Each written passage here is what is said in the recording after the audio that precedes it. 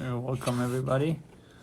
We'll learn Halacha on Pesach, laws of Pesach. If somebody finds chametz in the middle of Pesach during Yom Tov or Shabbos Chol Hamoed, so you should cover it with a pot so it should not be seen. There's a concern that maybe he will forget and eat the chametz, God forbid. So right after Yom Tov, or right after Shabbos, he needs to burn it. If the chametz was found during Chol Hamoed, you're allowed to make a fire, then you should burn it right away when you find it. If you find, God forbid, the chametz today, tomorrow, you can burn it right away. If it's Shabbos or Yom Tov, then you just cover it. And when you burn it, if the chametz is a olive volume, you need to say a bracha of biur chametz. If it doesn't have an olive volume, then you burn it without a bracha. If the chametz was created on Pesach, for example, water was spilled over chametz, water was spilled over flour, and the flour became chametz, when you burn it, you say al biur chametz even on something that is less than kazait.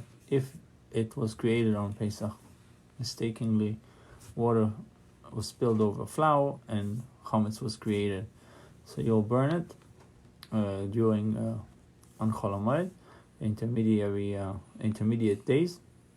But even if it's less than a kazait, and you need to say the bracha al biur chametz. In the davening of Chol Hamoed, we add the Ya'aleh v'Yaveh. If you forgot to say Ya'aleh v'Yaveh, and you remembered before you stepped backward, you go back to Ratzeh Avar Elokeinu, Ratzeh Hashem Elokeinu, and then you'll say the Ya'aleh v'Yaveh.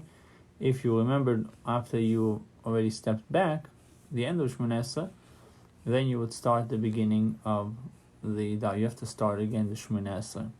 If you have a doubt whether you said Ya'aleh v'Yaveh or you didn't say Ya'aleh v'Yaveh, then most likely you didn't say it, and you should repeat the Shmoneh Esrei if you already moved back.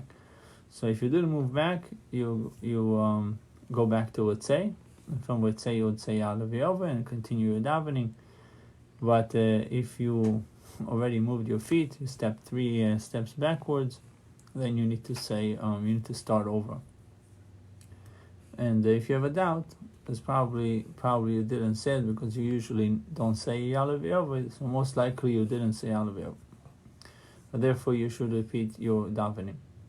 So summarizing this halacha, we learned that if chametz that was found during Yom Tov or on Shabbos Chol Hamoed or Shabbos collides together with Yom Tov, and you find chametz, you just cover it. There's a concern that maybe you're not allowed to burn it, to eradicate it on Pesach, on Yom Tov, or on Shabbos, but you're allowed to cover it. Make sure that no one mistakenly eats it. And during Chol Hamoed, you burn it right away. If it has more than a kazait, you say a bracha, biur chametz. If it has less than a kazait, you don't say a bracha. If it's a chametz that was created on Pesach, flour and water was mixed together and the chametz was created, you need to burn it and say a bracha, even if it's less than a kazait. Ya'aleh v'Yaveh, if you forgot before stepping backwards, then you should say right away Ya'aleh v'Yaveh. Go back to Ratzeh and say Ya'aleh v'Yaveh before you move your feet. If you already moved your feet, you have to start over. If you have a doubt, you're starting over the Shmoneh Esrei. If matzah gets wet and there's a concern that maybe there's flour in the matzah that was not baked, and that flour can turn into chametz. But it's only a concern of a concern. So obviously we try not to make the matzah wet. But if it got wet, you can just throw it out. You don't have to burn it unless you see it really that it's leavening, that became swelled up, and then it's chametz. Then you need to burn it. But if it's not, if it just got wet, you can just toss it.